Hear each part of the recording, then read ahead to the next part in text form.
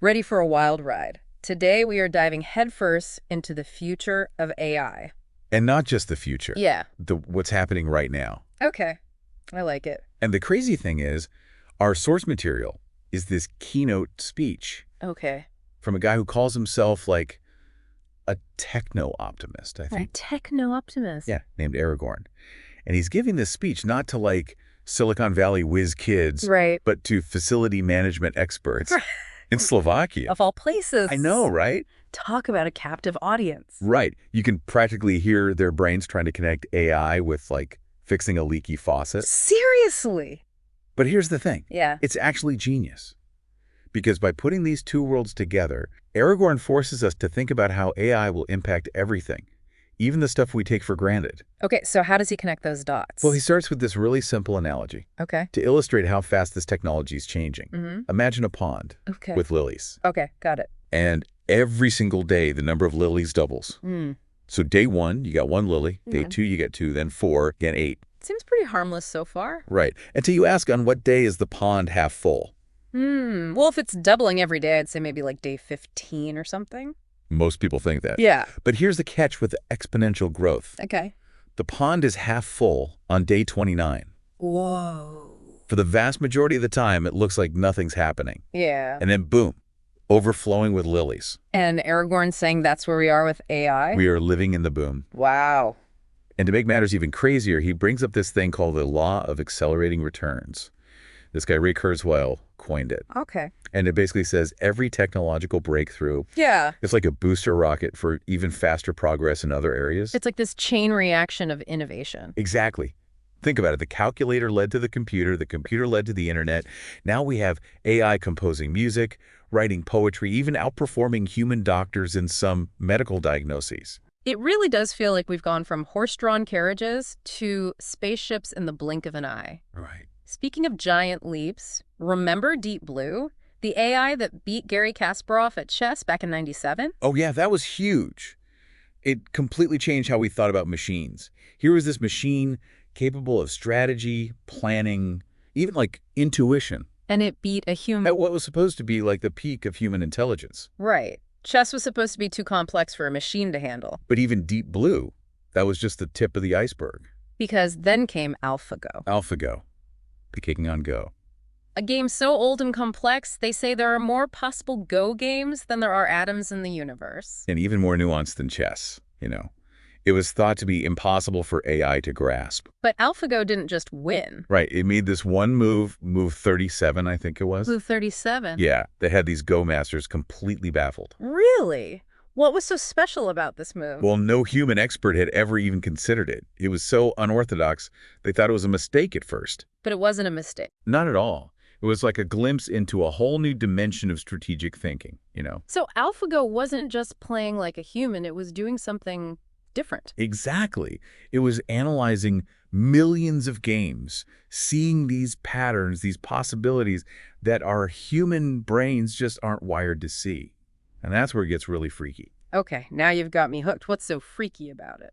AlphaGo wasn't programmed with specific Go strategies, You mean it taught itself? basically. Yeah. By playing against itself millions and millions of times, it created knowledge that didn't exist before. So it's not just mimicking human intelligence, it's evolving its own form of intelligence. That's exactly what Aragorn is saying. And it's not just about chess or Go, it's about everything.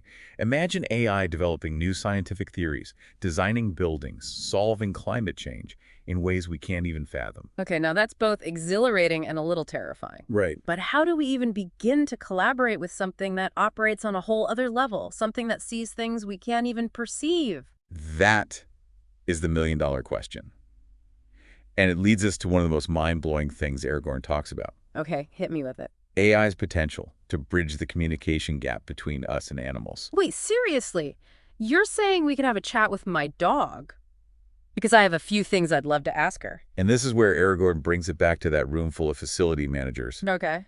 He shows them these videos of robots, right?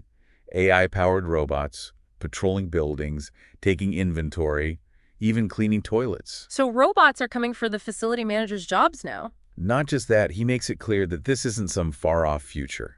These Oh, robots are already here. whoa. He says they're already being used in warehouses, factories, all over the place. So these facility managers, they could be managing a team of humans and robots very soon. That's exactly what he's getting at. That's wild, but it gets even crazier because then he shows them this other video, right, of this robot. What robot is this? This one's called Figure 1. And this thing is incredible. It can respond to commands, it can fetch objects, it can even explain its own reasoning. It's like having a superpowered intern. Right. Who never sleeps or complains. Exactly.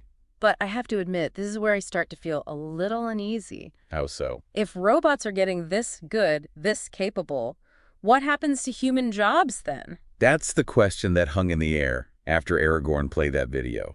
You can practically feel the existential dread in the room. It's like he held up a mirror to them, forcing them to confront a future where their jobs might look totally different or even not exist. And it's not just facility managers, right? It's truck drivers, factory workers, even lawyers and accountants. He's making it clear that AI isn't just coming for the repetitive manual jobs anymore. It's coming for the jobs that require specialized skills, knowledge. And this is where his keynote takes a really interesting turn. Okay, I'm listening. Instead of shying away from this idea of job displacement, Aragorn leans into it.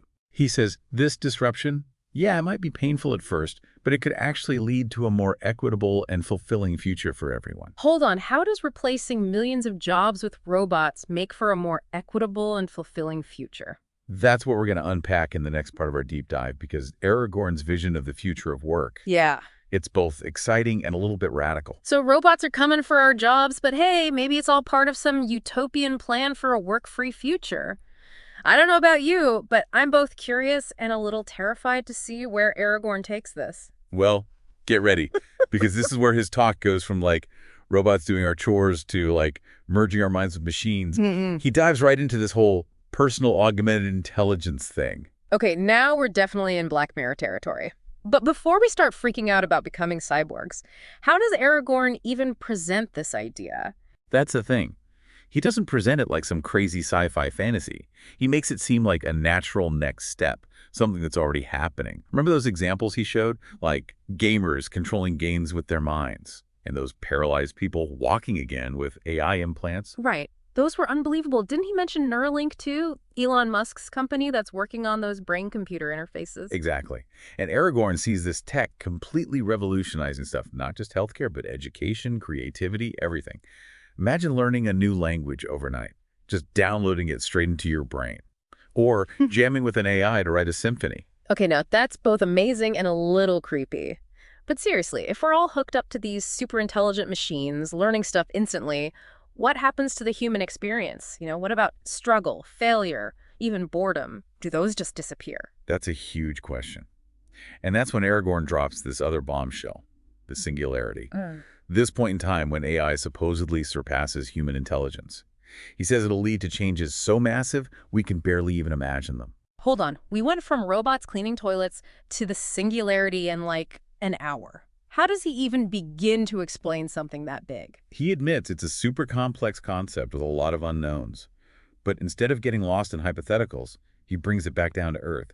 He says the decisions we make right now, the ethical rules we set for AI, will have a huge impact on the future, whether the singularity actually happens or not. So we can't just sit back and watch this happen. We have to actively shape the future of AI, like right now. Exactly. Yeah. He reminds everyone they're not just watching a movie. They have to make a choice. Yeah. Adapt to these changes or get left behind. Okay, but what does adapting even mean when AI can potentially do everything we can? If robots are composing symphonies and writing code, what's left for us to do? That's the big question, right? And that's when Aragorn's talk takes an even more radical turn. He basically says, maybe we need to rethink our entire economic system. Whoa, hold on. Now we're not just talking about technology, we're talking about a complete societal revolution. What does that even look like? Does everyone just get a robot butler and free pizza for life? He doesn't get into specifics. He just throws out this idea. What if work, as we know it, becomes obsolete? How would we redefine our relationship with labor, with free time, with each other?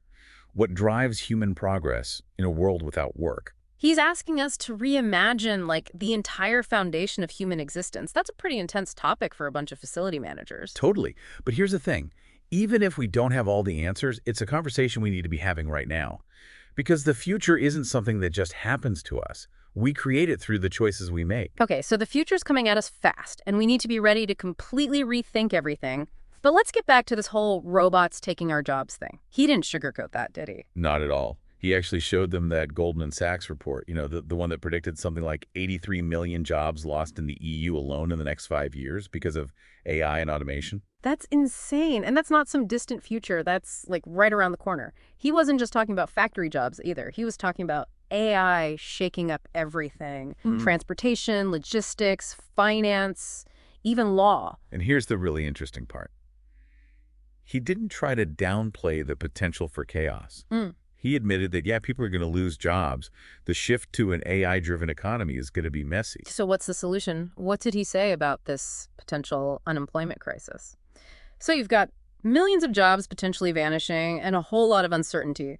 Did Aragorn leave those facility managers with any hope, or was it just a big good luck with the robot apocalypse? He didn't exactly have a magic wand to wave and make the problems disappear, but he did offer a really interesting perspective. Okay, I'm intrigued. He challenged this whole idea that we need to replace those lost jobs one for one. Okay. He said instead of trying to keep pace with AI in this job creation race, maybe we should rethink our whole relationship with work. Rethink our relationship with work. What does that even mean in a world where machines can do pretty much everything? That's where it gets really interesting. Aragorn basically said, and I'm paraphrasing here, he said, instead of seeing AI as this threat to human labor, what if we saw it as an opportunity?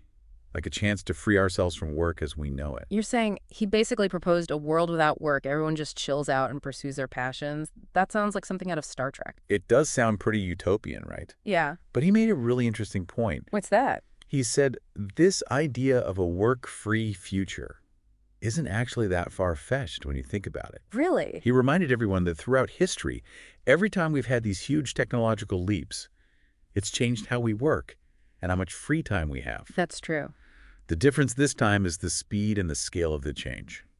So you're saying he thinks we're headed towards a future where machines provide for our basic needs and we're free to do whatever. What, are we all going to just binge watch TV and eat pizza all day? Yeah. He didn't get into specifics, haha, but he did paint this picture of a future where people have more time and freedom to explore their creativity, to connect with their communities, to just learn and grow without worrying so much about making a living.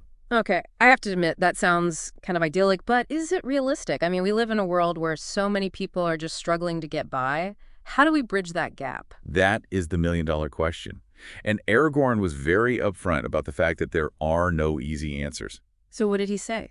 He acknowledged that the transition to a future where AI is doing so much is going to be messy. It's going to be complex. And it's going to force us to rethink our assumptions about things like our economy and our social structures, big stuff. So it's not just about the technology changing, it's about society needing a major overhaul. Exactly.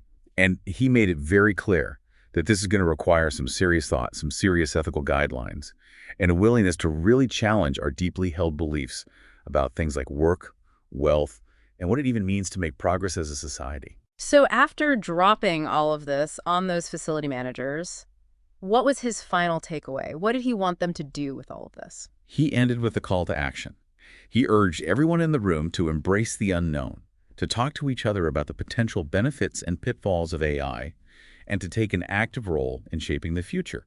So not a how-to guide, but more like a wake-up call. Yeah, like a reminder that we're not just passengers along for the ride.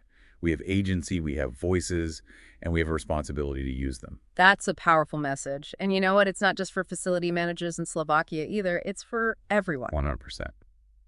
Well, that was a lot to unpack. Robots, the singularity, a future without work. It's clear we're living in some pretty crazy times. And the decisions we make today, they're going to have a ripple effect for generations to come.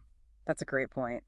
And as we wrap up this deep dive into the future of AI, I want to leave you with one final question to ponder. Okay, hit us with it. In a world increasingly shaped by machines, what does it truly mean to be human? Ooh, that's a good one. If you enjoyed this episode, be sure to subscribe because we're going to be tackling more big questions like this one in future deep dives. It's going to be a wild ride. For sure. Until next time, stay curious.